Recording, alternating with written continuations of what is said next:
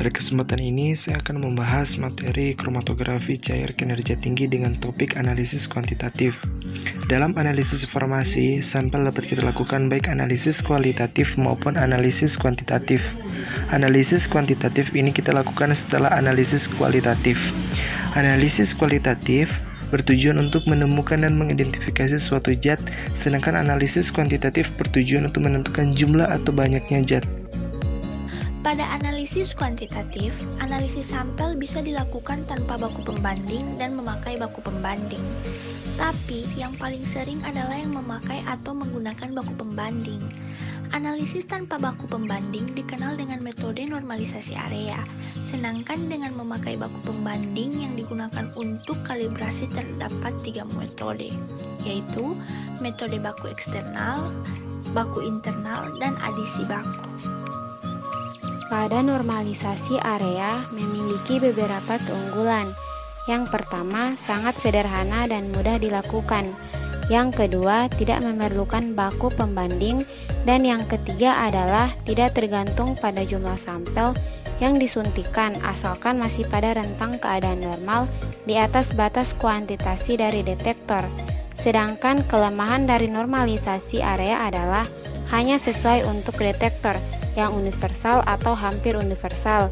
Semua analit harus terelusi dari kolom.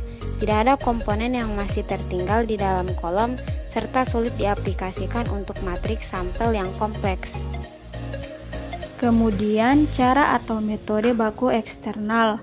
Dalam hal ini, konsentrasi analit dihitung berdasarkan perbandingan area sampel dengan area baku yang sudah diketahui konsentrasinya, dan kalibrasi dapat dilakukan dengan cara bisa satu titik single point atau one point method, atau menggunakan beberapa titik melalui kurva kalibrasi.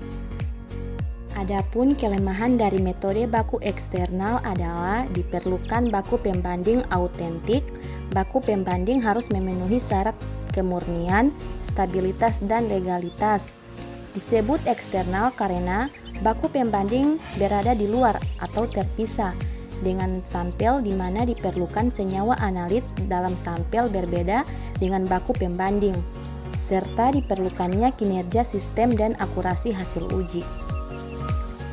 Selain itu, dalam analisis pemilihan baku internal harus memiliki sifat atau struktur kimia yang menyerupai analit, memiliki puncak yang muncul dekat dengan analit, tidak terkandung di dalam sampel, memiliki puncak terpisah dari semua komponen sampel, serta stabil, tidak bereaksi dengan komponen sampel, patch coin kolom, dan pasti gerak.